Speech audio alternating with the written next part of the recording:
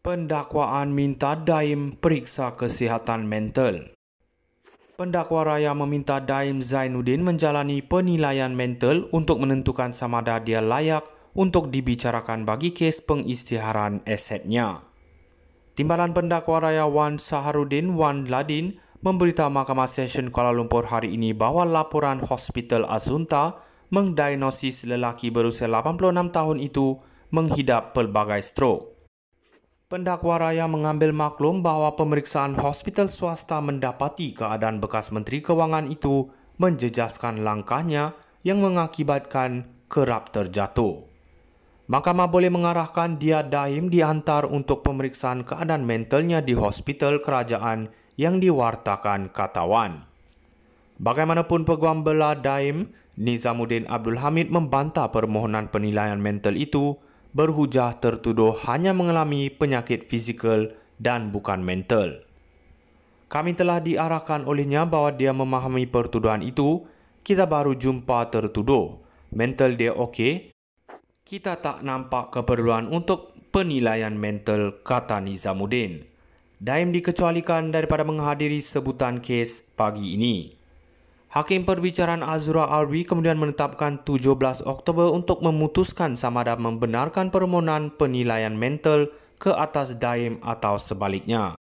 Pada 29 Januari, Daim minta dibicarakan kerana gagal mematuhi notis SPRM untuk mendedahkan aset merangkumi 38 syarikat, 25 bidang tanah dan hartanah, 7 kenderaan mewah dan 2 akaun dana pelaburan. Isterinya Naimah, 66, juga menghadapi pertuduhan sama kerana gagal mendedahkan aset membabitkan pelbagai tanah, hartanah dan kenderaan mewah. Pendakwaan minta Daim periksa kesihatan mental. Pendakwa raya meminta Daim Zainuddin menjalani penilaian mental untuk menentukan sama ada dia layak untuk dibicarakan bagi kes pengisytiharan asetnya. Timbalan Pendakwa Raya Wan Saharudin Wan Ladin memberitahu Mahkamah Session Kuala Lumpur hari ini bahawa laporan Hospital Azunta mengdiagnosis lelaki berusia 86 tahun itu menghidap pelbagai strok.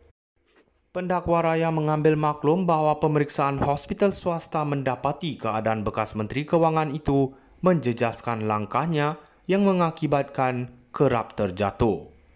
Mahkamah boleh mengarahkan dia Daim dihantar untuk pemeriksaan keadaan mentalnya di hospital kerajaan yang diwartakan Katawan. Bagaimanapun Peguam Bela Daim, Nizamuddin Abdul Hamid membantah permohonan penilaian mental itu berhujah tertuduh hanya mengalami penyakit fizikal dan bukan mental. Kami telah diarahkan olehnya bahawa dia memahami pertuduhan itu. Kita baru jumpa tertuduh. Mental dia okey. Kita tak nampak keperluan untuk penilaian mental, kata Nizamuddin. Daim dikecualikan daripada menghadiri sebutan kes pagi ini. Hakim Perbicaraan Azura Alwi kemudian menetapkan 17 Oktober untuk memutuskan sama ada membenarkan permohonan penilaian mental ke atas Daim atau sebaliknya. Pada 29 Januari, Daim minta dibicarakan kerana gagal mematuhi notis SPRM untuk mendedahkan aset merangkumi 38 syarikat, 25 bidang tanah dan hartanah, 7 kenderaan mewah dan 2 akaun dana pelaburan. Isterinya Naimah, 66, juga menghadapi pertuduhan sama kerana gagal mendedahkan aset membabitkan pelbagai tanah, hartanah dan kenderaan mewah. Pendakwaan minta Daim periksa kesihatan mental.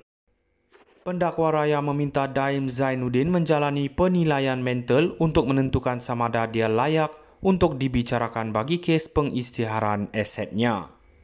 Timbalan Pendakwa Raya Wan Saharudin Wan Ladin memberitahu Mahkamah Session Kuala Lumpur hari ini bahawa laporan Hospital Azunta mengdiagnosis lelaki berusia 86 tahun itu menghidap pelbagai strok. Pendakwa raya mengambil maklum bahawa pemeriksaan hospital swasta mendapati keadaan bekas Menteri Kewangan itu menjejaskan langkahnya yang mengakibatkan kerap terjatuh. Mahkamah boleh mengarahkan dia Daim dihantar untuk pemeriksaan keadaan mentalnya di hospital kerajaan yang diwartakan Katawan.